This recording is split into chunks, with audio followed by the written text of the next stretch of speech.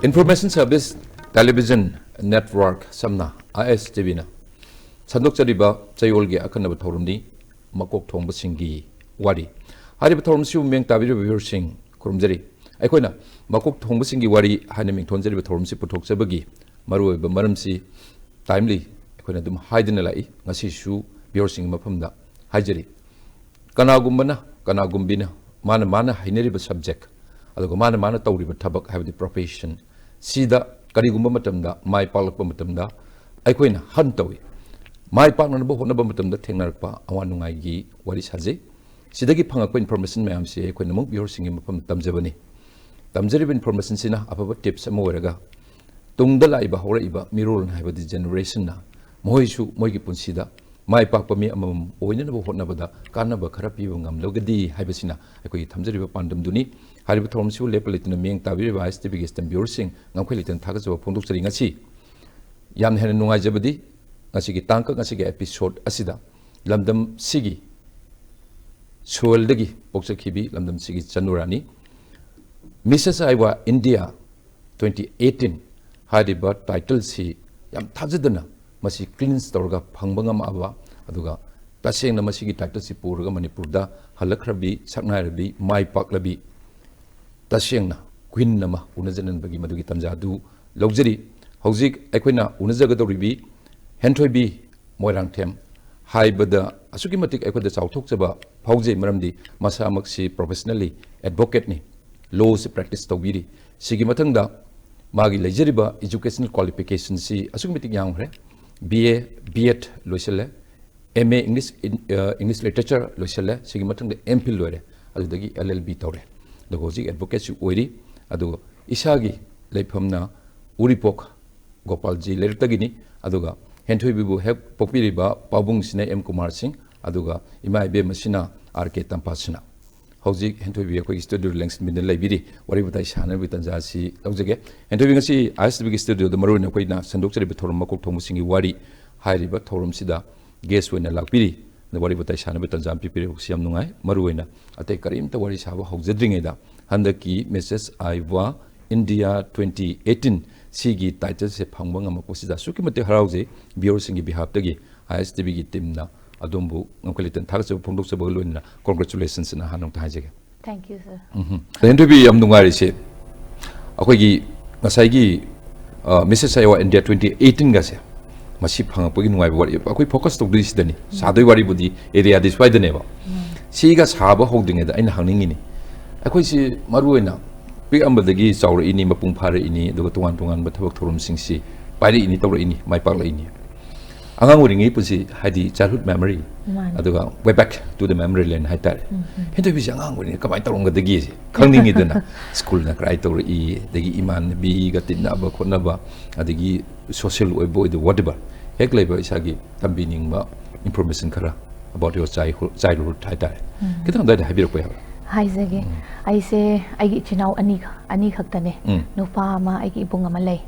aduga ai ga lore the ibani mak se chahi shyam khenade only 1.5 years muktang khenai aduga ibani se class manare adu public school dane tamjara simani pu public school koirengai ado class 1 to 12 se Manipur Public School da tame tugi matung dagi graduation of 2 masters Bangalore University and then after that a LLB disi da tawe LMS law college ta aduga angang oringai punsi haiba bu ji tawri sini chapmane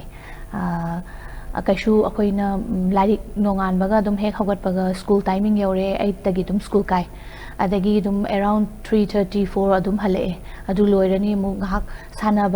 sanaba entertainment kari kara haise kashu yam phangakte only half an hour gum baga phangam gadra ade dum ichinau khara nokmina khara chak charaga walaga yum halaga adu main khara tawbadai hena kashu phangakte adu hujikna amu hena su hele angang singje kaimta phangdaba se adu khoi matam dai su adu maina dum tawre duga tuition su muk chatli matam du da tuition je yam kanna budi tawrte ni tuition je sare from class 9 dagi chale 9 10 11 12 se tuition chale aduga ataidi aina adum sidai loiraga adum ai master graduation je adum tamthakre adu ishana hotna bangaktani yam no je maruena higher study tawdadi mapanda chakraga outside Manipur Bangalore daga torpagi wari lere agi LLB du LMS Law College tawbirena sima educational career duga maruena hujikti high gumadana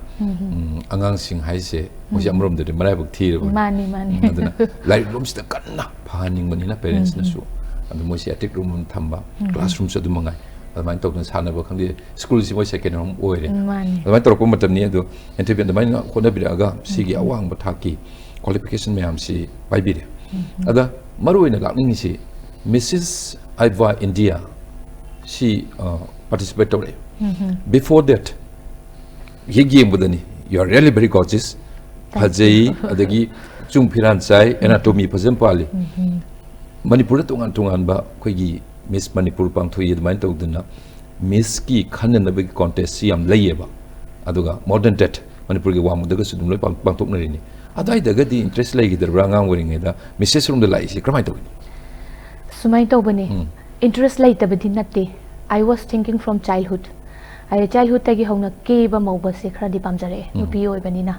a hen na pame keba yam phajaba phi dress nana set pa phajaba dress set pa adagi adum keri gai adum keba haiba means not only my action ba adugumba nataba phajari gai na neat and clean da adugumba gi adagi shumaine beauty pageant kumba se bisak pi ngai de hona Miss World Miss Universe yengba baba hoina adum TV da yeng hale se ngasi di Miss World ni chanupi yengo live lakani Doordarshan da su thaina di thara ame ado from adum childhood tagi tambire yenge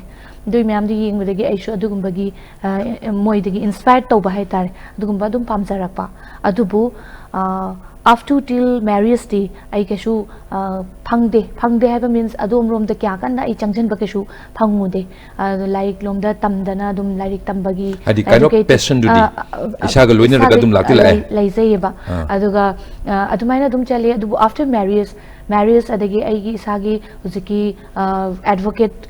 law se tamuraba matungda akoigi sigi se aina social media dagi khangbane sigi website se moigi Iva India hai se Innovative Artists Welfare Association haibani masigi se nongma online laiba kanda koigi hujiki CEO Daljit Kaur masamak se live thadorakpa se suddenly aina hek online laiba matam ma thengnai so somehow aina yenge adum 2 minutes 3 minutes mu katakane mana gano tawrise live thadorakpa se ado I was like very interesting what she is talking about so like cause do they focus on the motto what they have doing do motto do mogi motto do ini yam pamba motto se kari no haibada domestic violence against women and children adagi safe girl child women empowerment and then koi cancer patients sing se sida koi kano tawba awareness piba health piba everything palliative care gi adagi simyam je akogi simatek am khatang panjarange wari oina sarasu akogi CEO sina tawrise hujik Daljit Kaur sina masana tawrise unfortunate oina akogi oirabasing maraibak thiraba destitute oiba unfortunate oina mogi maraibak thirabasing da ko thiraba haibasisu not only like kaishu normal person nataba Bollywood da adagi serial kumamba adagi starlet artist mayam se si se marai bak thibadagi khanghai haigalamaga khanghai haidagi ba falling star mayam ama leibasing se mana adu se adugumba mayam se help tawi aduga adukki matik mangonda adugi thak se wangkhatna ba moigi sembiramba adagi laitaba mayum phawta mayum se lainana bi shelter pipi ba adagi chana ba thakna ba laitaba adugumba mayam se mana adi mai noble cause mai gesture si am phari ko so I su taseng madu impress togre Henthoibi impress togre si mayam nungai was Innovative Artists Welfare Association haise monisili ni message sai bo India ka haise adu masi yarmark thamaga sinba admai tawba beauty pageant oirungani khalle adu kai de base tawi moise kai de no ji Daljit Kaur haise moigi se hoji ki leiriba Innovative Artists Welfare Association haise Innovative Artists Welfare Association it's in Mumbai that's on Mumbai the labor Mumbai based yes NGO ni aduga magi kanosi from handaka third edition subani Iowa India na tawrise aduga masi pan India level beauty pageant ne kai gani am kan impress tawrise are you really feminist nupi singi damakta kari makar tawgene khallira natraga tasena subject mutais interest leise why masi hairagadi nupi gi oina I just want to be a simple and then like women empowerment sida I say aduki matek yamna thangachaninge nupi gi oiba awana tarba singda awareness piningi aduga pishu pige hena khali aduga aigi plan su adumaina hayeng tomorrow he ngasi hekta tawni haibadi leite I have a plan for that but tomorrow oibe ai hangchit oibe ai ma sem oibe ko adu myam si sumaina tawraga I say health tawge hena wakhan se ado aigi thaina degi di pi ingai de hongno budi sigumbagi social service tawbagi wakhan ji am leijai aduna sigumba sigi awareness sida ai se kitang interested oiba haitare aduna sida piningi adu beauty pageant ma yaw ba haise adu yamna layman namana commoner amana changbadi yaroi doini patient body han lerin kale sigi kind of training hagadra what about grooming hagadra sigi basic my foundation myam se masigi mayam sidi kramai tawduna masi procure tawnaba harness tawnaba kari kari hone haisage first of all go sigi sida I say directly ngasai in high give do social website te ure I was like adudagi I say pame ko sigi ko sigi matung ina so I just want to enter in that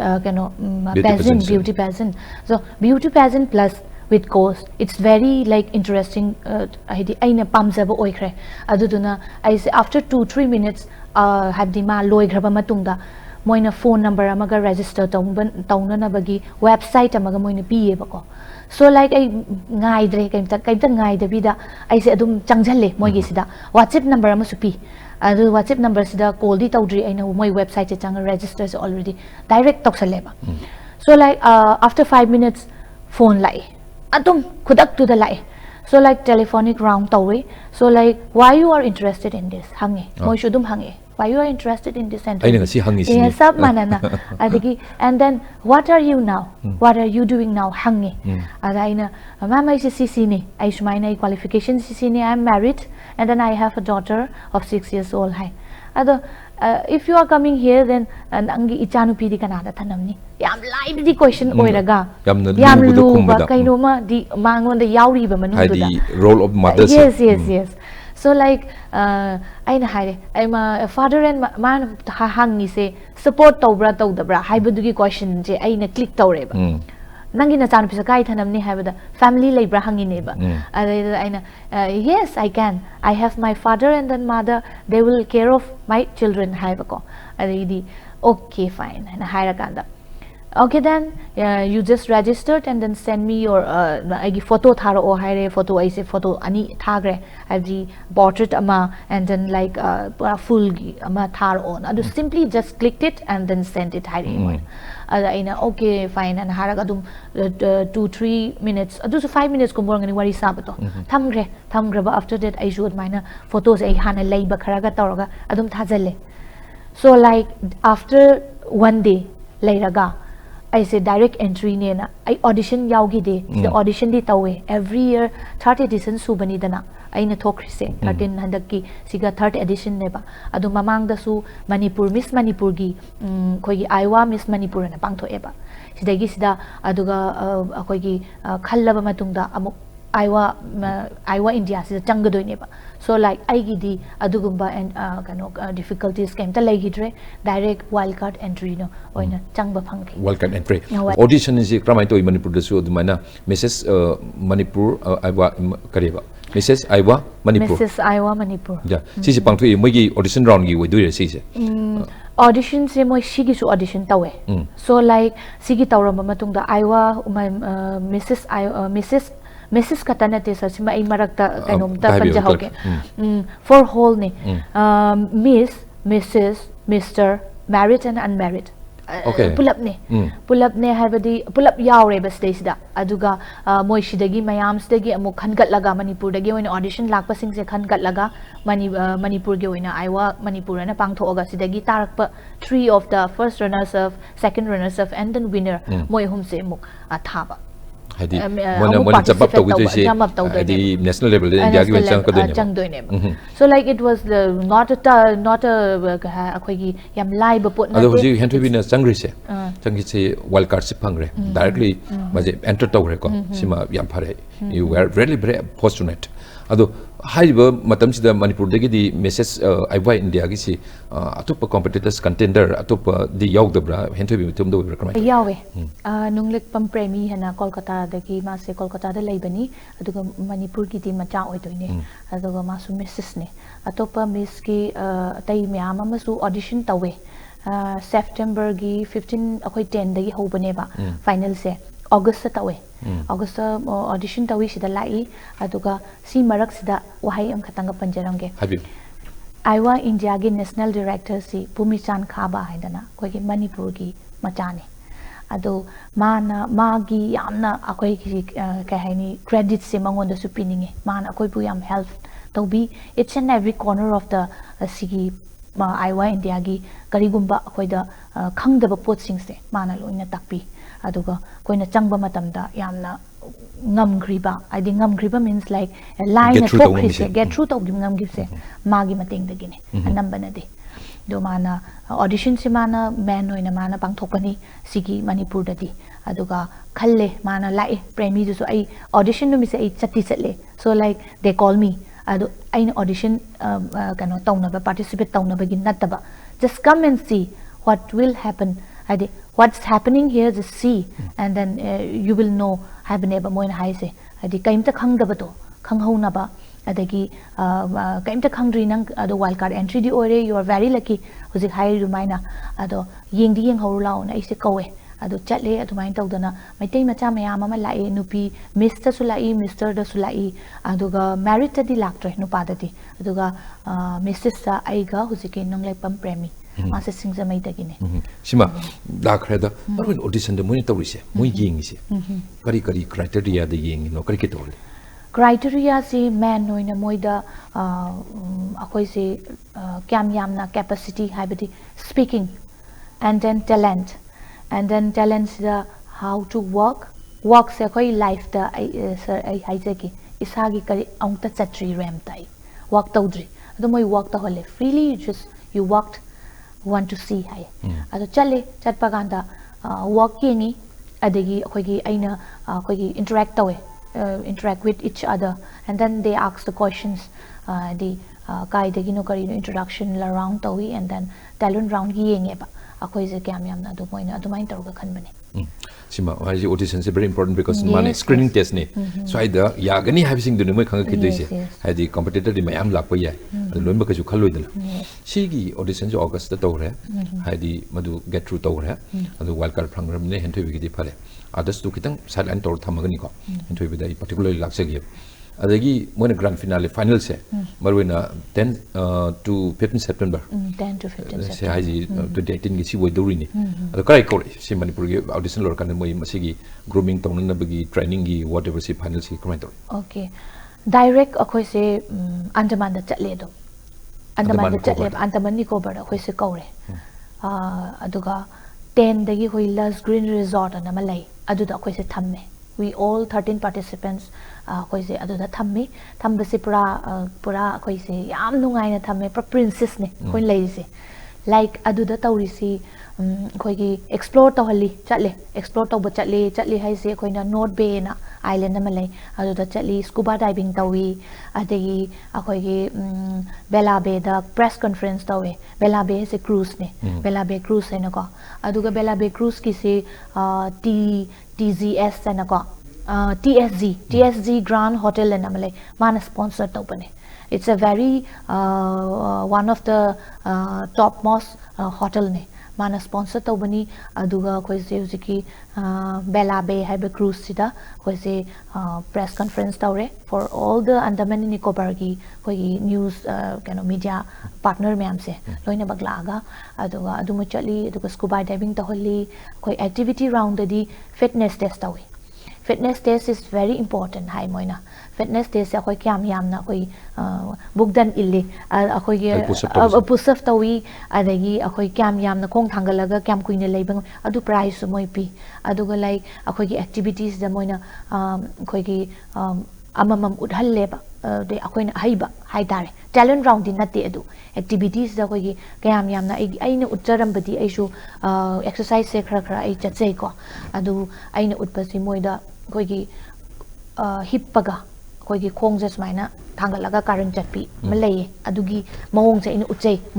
moina hai adu amukta moi thengnarakri hai aigi kano se moina akhoi gi samna harabada akhoi gi surya namaskar akhoi gi kano da yoga rom da kitang di changdoine aigi se adu maina tawraga utle adu moina yamna kano oina masa masa gi amamam thoga adugumba fitness test tawi fun sida khoin toise akhoi gi samna harabada yausang da akhoi gi chamasta hapaga koi marble hapaga chelhan bado like adugumbasu yahalle azigi akhoi gi rumana ma thammaga fandani ko sina rumana ma thamma myam se tawraga angamba hana thuna changa aga adu rumando thengba ngamba adi fi oibe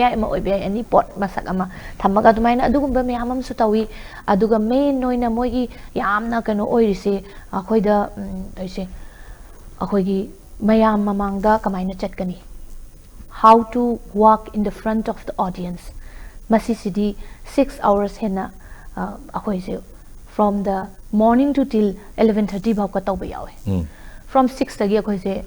alarm khongani moina breakfast atho sachat haina breakfast akhoi dinner hall da changa chare and then after that around 6 ta moina ko basi 6:30 only half an hour ne moina pi se 6:30 dagi ho basina up to lunch timing bhaw se whole pura se akhoi gi walk akhoi chatpa kamaina noi chatkani the ram ta kamaina chatkani and then beauty pageant noi kamaina chatkani and then facial expression kamaina legani in the front of the audience and then how to interact the question ama judge na hanga pa matamda how to answer how to behave adugum myam matam adu sigi to mutum se maroina manipur de sai nungle premi nam pandire ko adagi Henthoibi Moirangthem yaure message ki nei hajai se other than that atopa finalist sing do kana no aduga mi na masing na kaya no adu state sing jikra ka la ko chora poptang da highlight to birum okay so main to bane 13 participants say akoi finalist hoina khangale finalist se akoi gi India gi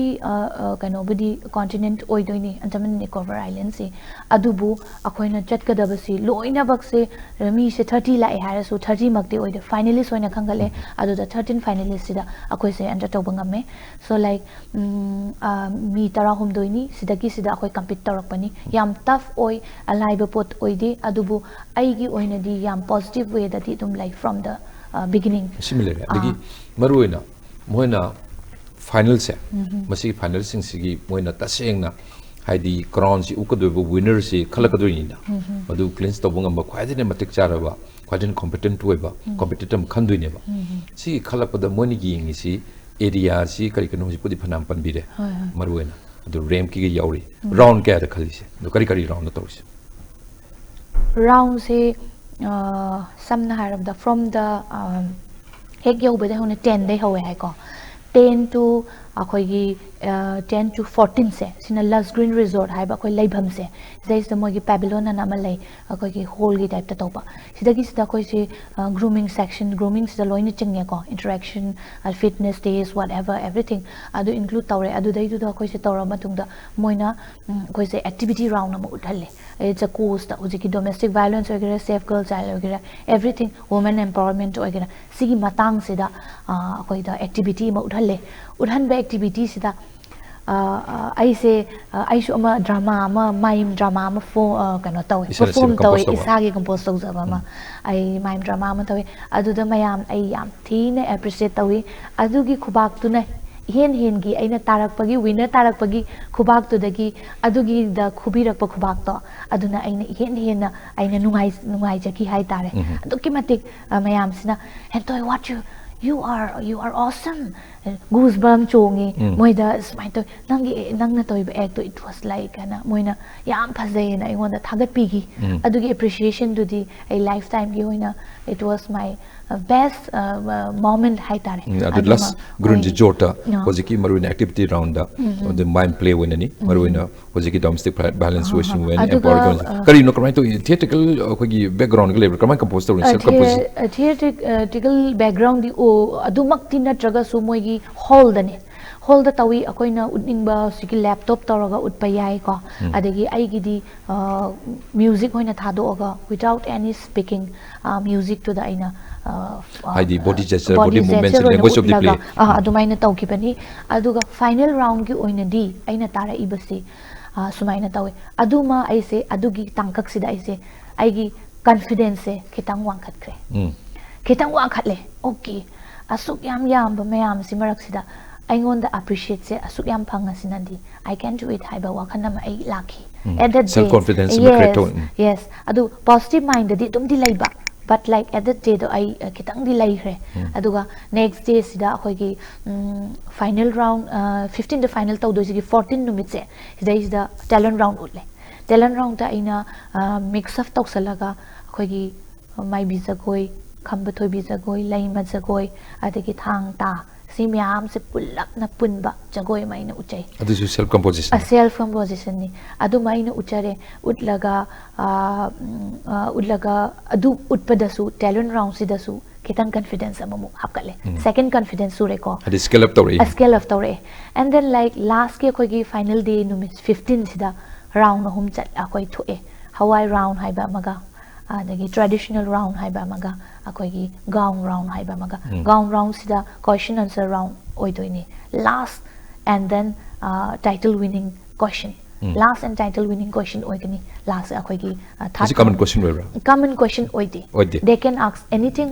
whatever they want okay adu hojiki Hawaii round je sikai what about Hawaii round means like this entertainment plus mayam da sum akoigi kano haitare Hawaii round se akoi se stage da utringai mamang da koi se sea beach amada pui akoi ji Hawaii round se da toishi akoigi flower ga thetlaga akoigi yamna akoigi mayam da akoi se aduki matik kahaini peace soina laisi world awareness ama pibani peace amasung akoigi kahaini mayam bu harau ta yamna laibiu this is a life haibado celebrate life yes peaceful coexistence yes simagi sima Hawaii round se pire haibado the same tempo si web si purula kan stage da amuk thok pasida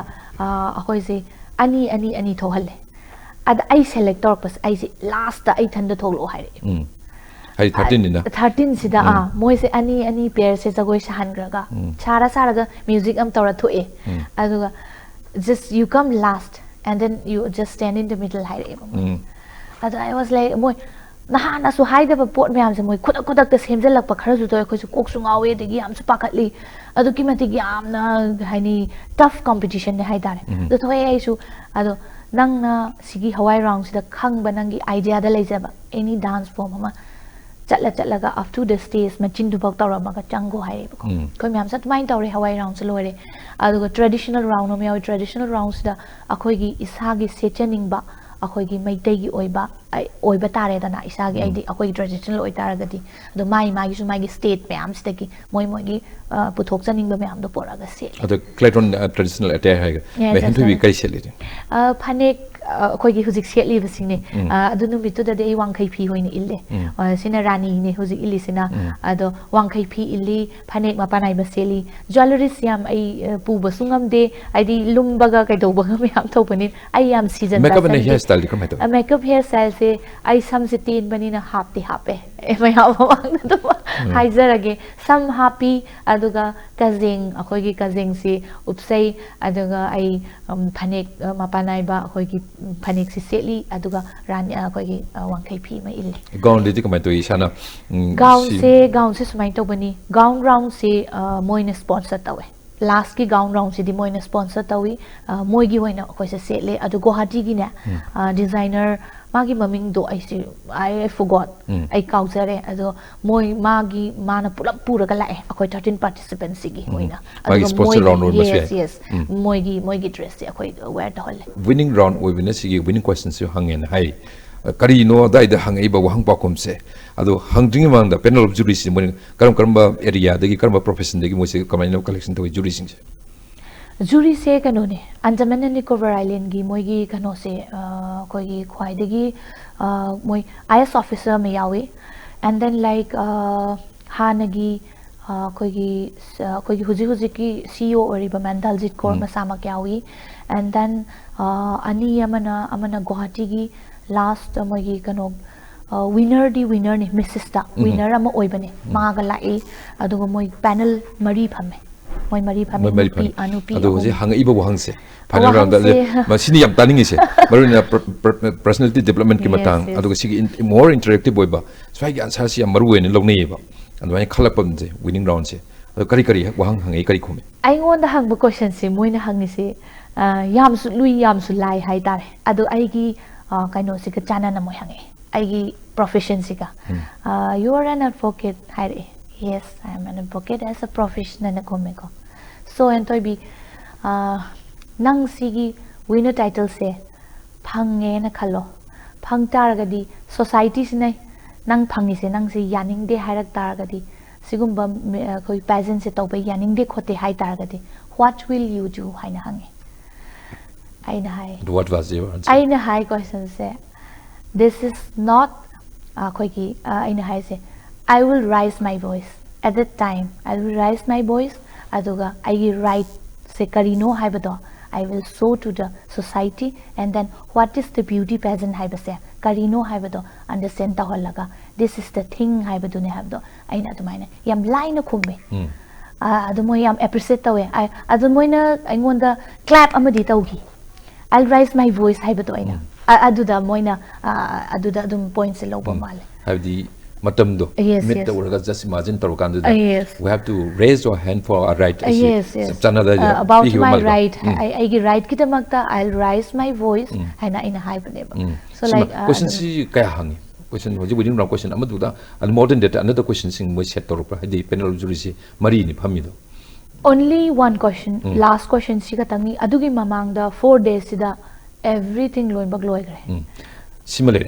hoji maruina si loina khangar kanda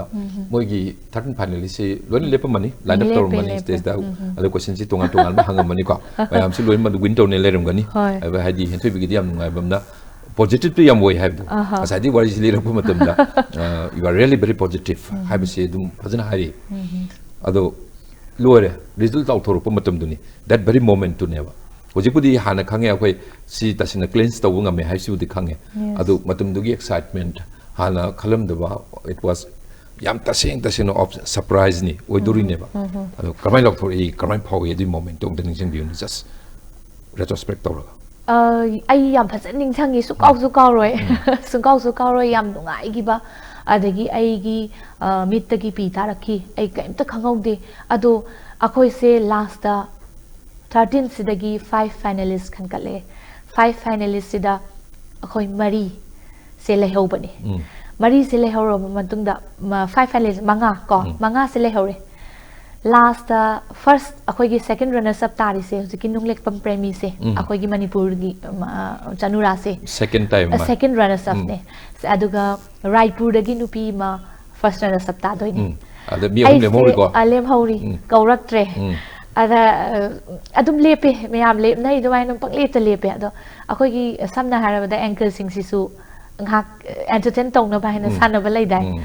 kanana taningi kanana hairo kaina mayam se audience se law bu khot patawe so like ai sung tha di thajade haibadi aina tani haibse ai kitang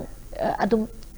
positive mind di lei adoshu kauthorak pas dai wan mai tai machana tha bai moi kitang leidana ado akan se do tak la ai ming se law thorak pas ai se aduki matik ai lepam stand bu pi tare ado ai gi CEO masamang na I ground se upani sikidal sit corner why you are crying you are number 1 ai na kong na mana ko laga ingon nangan na laga hai ai emotional oi ado You are number one. You are very talented. And you are very gorgeous. Haide. Oh, it's really very incredible. Asi am nungai moments in ko. Taseng na hoji yo Henthoibi gi mitta taseng na hoji emotional way have do. Anu pi gi iraga hol posi urini. That very moment dong tuning sing because the crown is right here in front of us. Later, ado si meham se adu go title belt meham si loi later. Crown si ta jasing to logic because the viewers sing si loi yeng ni. Si moment se. Matam tu mitu da ko hold draga su once again. Amuk ako na manpur meham da. I give you sing the Uchana Bigitanzaduni, Crown to Usan view, Pazana Mapazana, Adana Sigi, can you see love you? Please.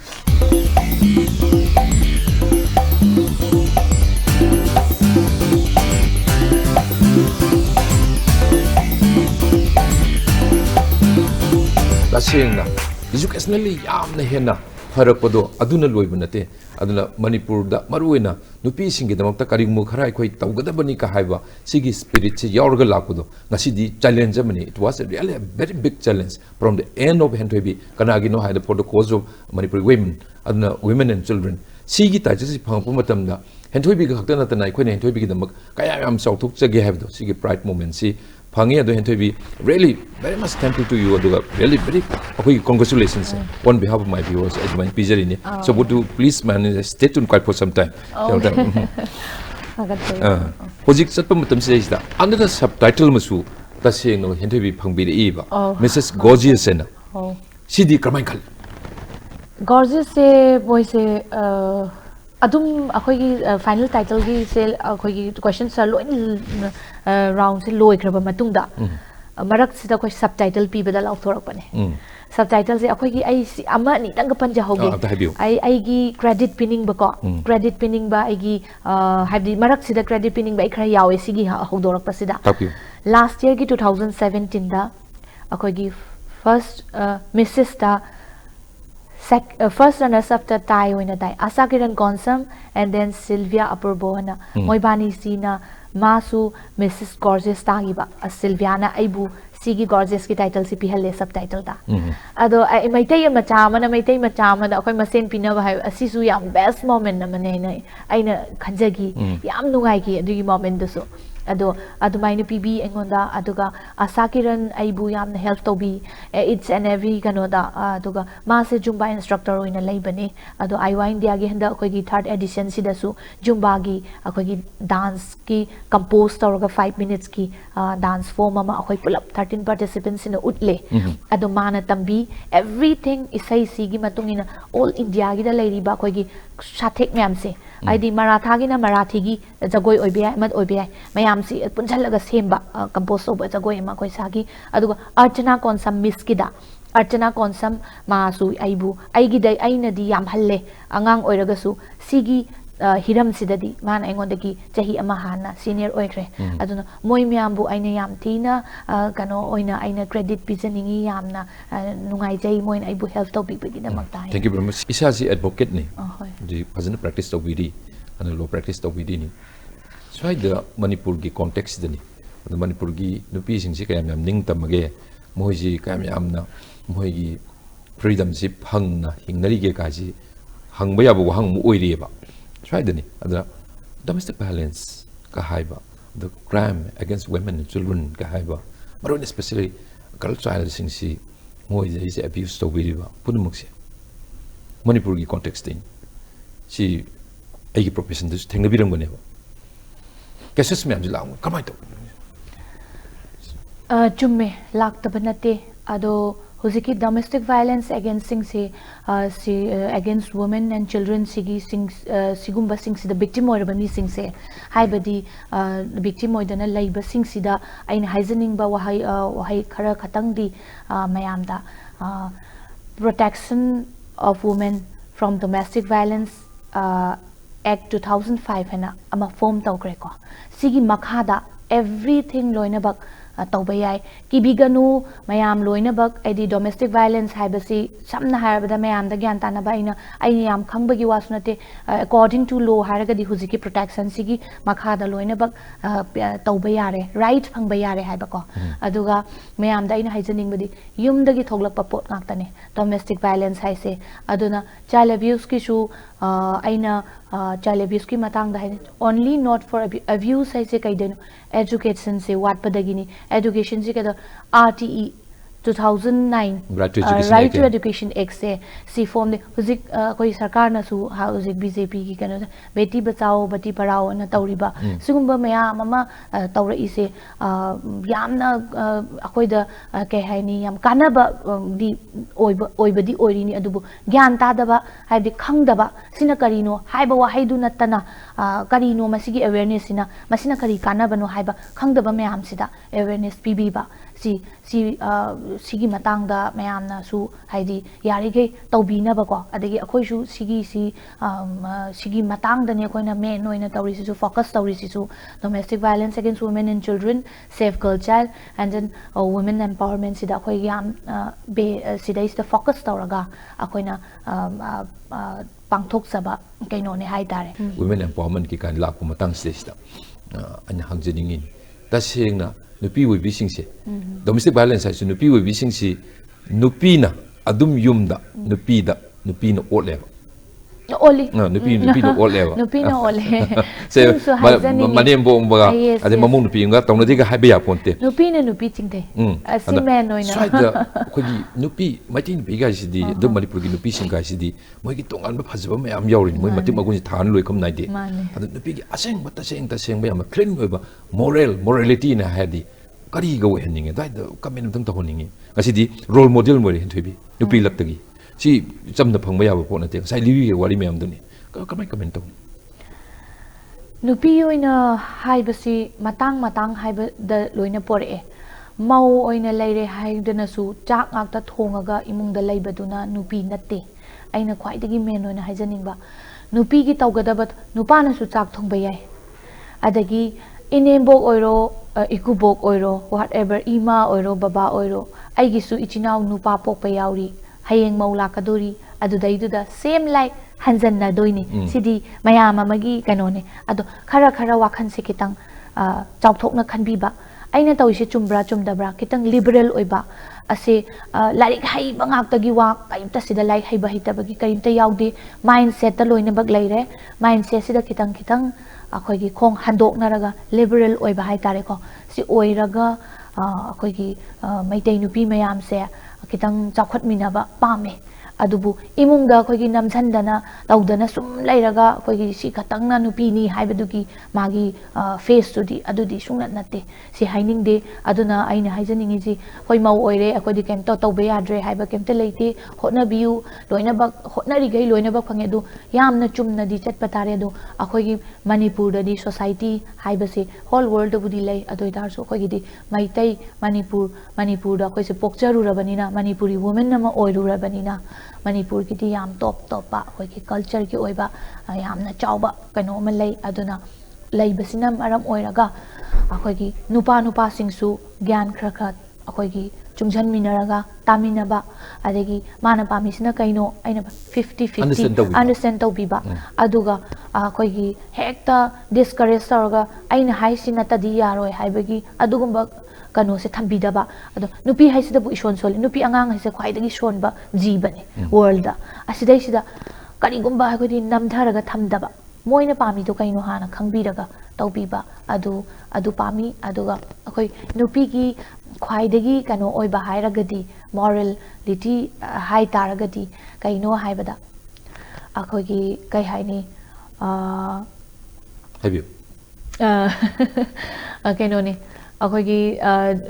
aina huji haijari duni chak thongba ngaktana yumda leiba ngaktana lai haiba ngaktana education wangba ngaktana adu natte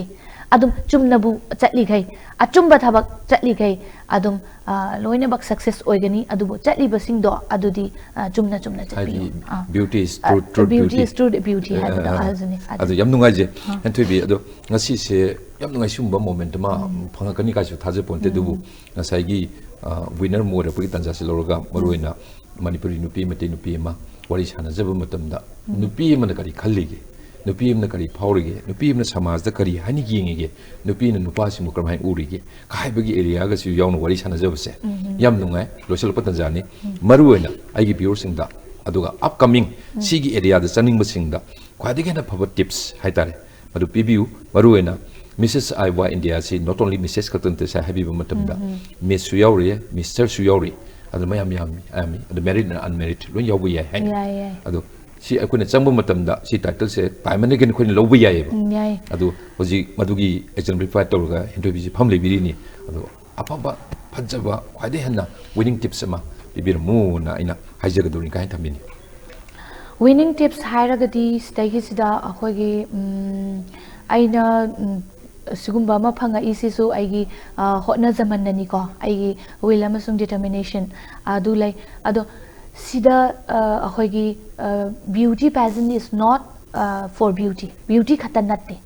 you have to be strong in every field strong oi batai that they are the moina akoida piriba se beauty pageant sida makhal me ama di laigre haidi from 30 years back tagi beauty pageant haise akoina thengnar eba Miss World tawriba Miss Universe everywhere in the country everywhere in the world tawre adubu men noina Aiwa India gi oina di masidagi sida changisi makhal mathel mai ama lairaga su Aiwa India gi di ko sigi matungina akoi changbani aduga ko si akoina sida serve tawning bagi awareness pinning bagi amasung aduga beauty su yam darkar lai masdai sida phajaba changi phajaraba matungda phajaba haise not only in the face in the outer face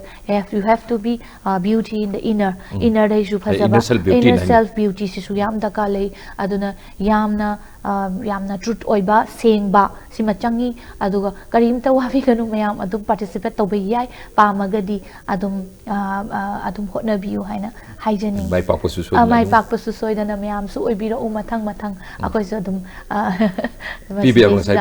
mateng pangba ngamba sing pangja thank you very much ado Henthoibi ngasi lengbiraga Makokthongbasingi Wari STV ni puthukjani be thorum sida guest win election beragani mai palapagi wari mayam libi aduga nupi mo na phawi ru mayam to hadi towards immediate society ado maru na sige matang daga aduni yam phajaba nungai wari mayam sabirami ado punamakse sige damak tangam khari tan thagachari do Henthoibi gi lakadu punsida ai sai habi mayam duni ado si tasengna title si win tawre har ka loi duri kari makhar taw ka duri for the cause of bagi nupi singi damak ton pi kunai gi damak ta ado tor matamda kulopa logdana apan balai tan san to ning thaw sing du mai pa to bang moi biu haina adum tanga khoi wish when at mind thamjage Henthoibi mafamda so once again thank you very much for your kind coming to our show thank you hari bapam thamjabaga loina ngasi gi matang sita Makokthongbasingi Wari besinjare meng tabi biru sing aru bena amukana khurumjare